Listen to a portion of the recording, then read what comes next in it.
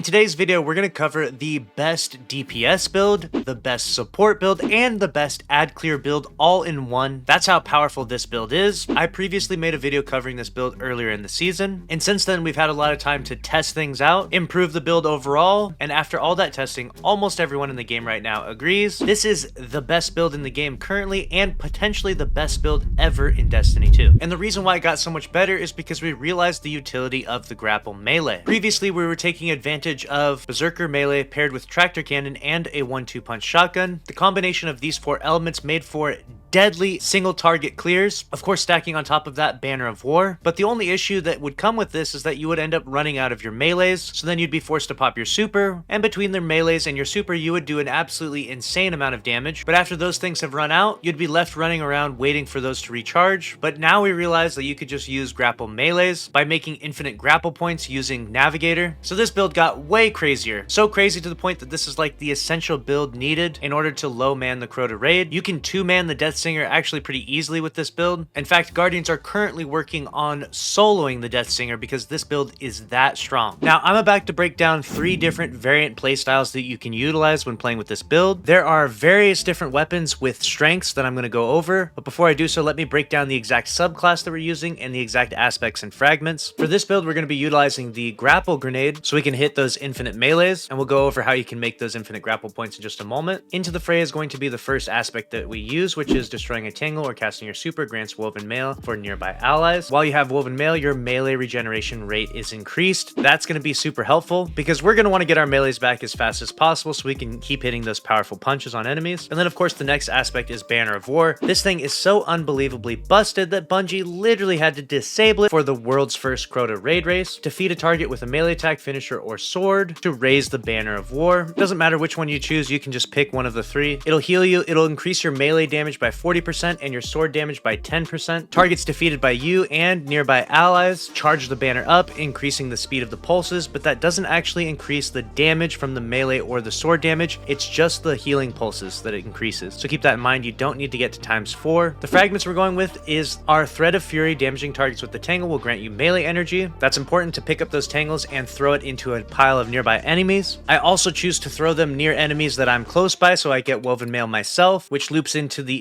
Fray aspect. Thread of Generation is the next fragment we have, which is going to be dealing damage generates grenade energy. This is very helpful in continuously regenerating your grapple. However, you'll find that you don't necessarily need to get a grapple back all the time, especially if you're using the Navigator, because you can just put a grapple point in the air. So keep that in mind, but again, that is just one of the 3 playstyles we're going with here. Third fragment we're going to talk about is Thread of Warding. Picking up an Orb of Power grants woven mail. There's going to be orbs everywhere, whether you're doing activities solo or with the team, so getting woven mail is going to be especially nice for 55% damage resistance, which is insane survivability, on top of your Banner of War, which is going to regenerate your health and nearby allies' health. And if that wasn't enough, because of Into the Fray, when you have woven mail, your melee regeneration rate is increased, so that's how we're going to get our melees back very consistently, looping this build around perfectly. The 4th fragment is Thread of Transmutation. While you have woven mail, weapon final blows create a tangle, so anytime you don't get a kill with your melee or super or finisher, you'll be making tangles. Whether it's with your sword kills, shotgun, whatever it may be, tangles are going to be popping up here and there. And again, remember, when you get those tangles, take them, run up to enemies, and throw it into a pile of enemies. This will give you melee energy, and it will give you woven mail. After you have your subclass set up perfectly, as we've mentioned, we're then going to go through all of the different weapons that you can utilize with this. A funny glitch that you can actually use if you want to create a crazy amount of grapple points is actually rocking double Navigator. What you can do is shoot a grapple point with one, swap to the other one, and then you can shoot another one. You can just swap back and forth infinitely. This actually removes the cooldown timer from the ability to shoot grapple points with the Navigator and Catalyst. It's not an essential playstyle, it's just kind of fun, especially if you want to keep utilizing grapple melees over and over and over again. Still feel like this is essential by any means. In my opinion, it's just the funnest version of using this build. And if you do rock the Navigator, then of course in your energy slot, you're going to need a 1-2 punch shotgun. There are so many different 1-2 punch shotguns. All the other surrounding perks, origin trait, and everything else don't really matter much. You just need the 1-2 punch perk on it. Landing every pellet from that shotgun will increase your melee damage damage, and that's going to be essential to this build to make your grapple melee super powerful and to make your frenzy blade melee super powerful. The third weapon I'm using is the bequest, just because it works really perfect with a Synthesebs build where I'm constantly surrounded. Anytime I don't want to melee enemies, I can just bust out this sword and absolutely chop through everything. This is easily the best weapon for Crota DPS. I've already covered a video on that. If I'm not using the bequest, if I want really powerful melee damage, like for example when the Grandmasters come out, I'll probably use something more along the line of this. The Fatebringer, which is a primary that got recently buffed, obviously due to the hand cannon buffs, the Xenoclass with the 1-2 punch, and then the Tractor Cannon to debuff the enemies. The way this playstyle would work would be to tractor the enemy first, grapple up to the enemy, then fire a 1-2 punch shotgun shot, followed up by a grapple melee, then another 1-2 punch shotgun shot, followed by 2 frenzy blade melees, then another 1-2 punch shotgun shot, followed up by the third and final frenzy blade melee, then reproc tractor for the debuff timer, then pop your super and just go to town on the boss. Or if you want to swing around like Tarzan, you can of course rock the navigator, use that grapple point and just keep grappling back and forth, hitting those grapple melees on the enemy. And conversely, the loadout that I've been enjoying a lot is this very rare other half sword I have that has Egredge and Surrounded. Not a lot of people are going to actually have this role, but what this does is actually gives me kind of the best of both worlds. I don't have Enhanced Surrounded, so I don't do the craziest amount of damage possible, but I do have Egredge on the sword, so it basically works as a go fast, kill fast build. And honestly, I find this to be the most fun when utilizing this. Going through the stats and the mods on my armor for this build, first up, of course, I'm always going to have 100 resilience in challenging PvE. Stuff hits really hard, like Grandmasters that are about to come out. And when Master Crota comes out, you'll definitely want that 100 resilience, 100 discipline, and weirdly enough for this build, you actually do want high strength, so that way you can get your melees back. Don't see a whole lot of 100 strength builds, but if I could, I would definitely want a triple 100 build, 100 resilience, 100 discipline, 100 strength. Intellect does not matter at all. Recovery is really not going to matter too much at all here, and mobility means absolutely nothing for you. As far as the mods go, in the kinetic slot, I'm using just a resilience mod, kinetic siphon, and then hands-on. The kinetic siphon is just for using Fatebringer in this example for a little bit of ad clear, and then create an orb, and you can pick up the orb and you'll get woven mail, and kind of begins the gameplay loop with this. For the gauntlets, of course, I'm using the exotic Syntheseps. These buff your melee damage 3 times. Super powerful. We're going to use grenade kickstart, so every time I use my grapple, I'll get 50% back, especially if I have 4 stacks of armor charge, which we'll get to in just a moment. Heavy-handed, so every time I do get a melee kill on an ad, it'll make an orb, which will feed into woven mail in the gameplay loop like we mentioned previously. And then just a discipline mod, which I could also just replace with a melee energy mod as well if I wanted to have closer to 100 strength and give up a little bit of discipline. For the chest, because I'm running around punching everything, I highly recommend melee damage resistance, because this is based on proximity of enemies to you. You are going to get punched or shot a lot from being close range when you're running around trying to punch things, and also when you're trying to keep biotic enhancements on at all times. And then charged up is going to increase the maximum number of stacks of armor charge you can carry by 1. So instead of a 3 maximum, I can get a 4 maximum. And it's because of that 4 maximum, I'll get my grapple back faster. And keep in mind that each armor mod that I use will vary and change based on the different weapon loadout I have. I just primarily recommend to use something like this, like Fatebringer, a 1-2 punch shotgun, and a tractor. I think this is the strongest, most powerful version of this build, of this loadout. But alternatively, you can use just something like a bequest and a navigator and have a lot of fun just grappling everywhere and grapple punching things, getting used to that dynamic and how that works. And it's both fun and it does have good viability because of those grapple melees. Now onto the boots. For the boots, I'm going to have on innervation, stacks on stacks, and then recuperation. And then lastly, on the class item, we're going to go with distribution, powerful attraction, and bomber. And that explains and rounds out the entire build and loadout. Let me know your thoughts about this build down in the comments below. I don't know what the Sandbox team was thinking when they were trying to balance this one, because this is pretty crazy, but sometimes crazy is good. Crazy is fun, and I'm having a lot of fun using this. I just know that the Warlock and Hunter mains out there are not having as much fun watching the gameplay, because in activities that they're getting absolutely smoked in, this Titan build is literally running through enemies effortlessly. So it'd be cool if there was a counterpart build for Hunter and Warlock that was just as much of God mode, but there isn't this season. But there are still some other strong builds out there that you can use if you want to be a Hunter or a Warlock. That's a wrap on this video though. Make sure to subscribe if you enjoyed, smash the like button, and click on the screen here to watch another video from the channel. As always, thanks for watching. I'll see you in the next one. Later.